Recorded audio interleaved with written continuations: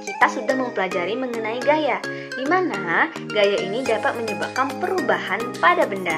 Contohnya, benda yang semulanya diam, jika kita berikan gaya misalnya berupa dorongan ataupun tarikan, maka benda tersebut akan bergerak, dan begitu juga sebaliknya.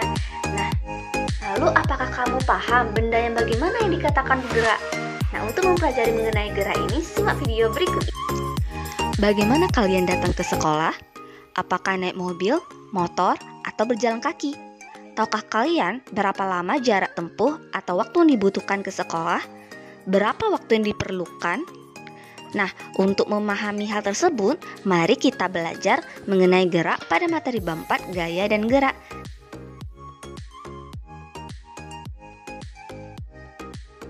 Agar dapat menjelaskan mengenai gerak secara lengkap, kita memerlukan sumbu koordinat. Tahu ya, ada sumbu X dan juga sumbu Y.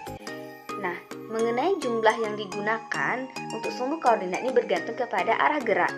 Oke, pada kesempatan kali ini, kita batasi dengan gerak satu dimensi atau satu arah pandang.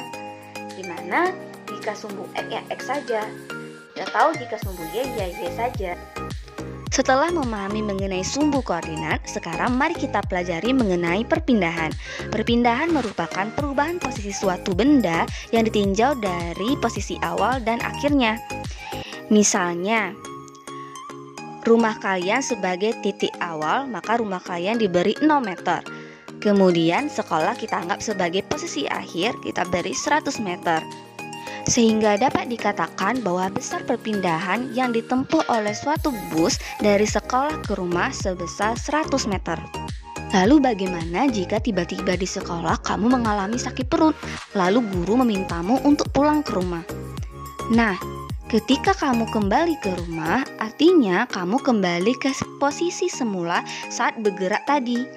Artinya, kamu tidak melakukan perpindahan, atau dapat juga dikatakan bahwa kamu melakukan perpindahan sebesar 0 meter. Berbeda dengan jarak. Jika perpindahan adalah perubahan posisi, maka jarak adalah jumlah lintasan. Jadi ketika kamu dari rumah ke sekolah, ke rumah, jarak yang ditempuh bukan 0, tapi 200 meter.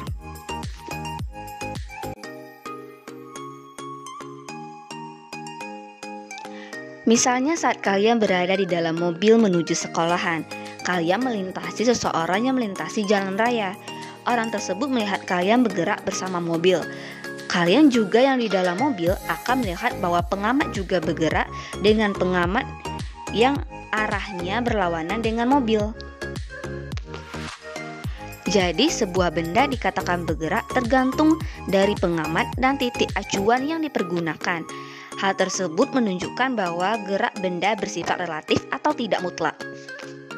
Menurut kalian, apakah orang yang di pinggir jalan tadi beneran bergerak? Ya, kita sudah mengetahui bahwa gerak merupakan perubahan posisi benda terhadap titik acuan.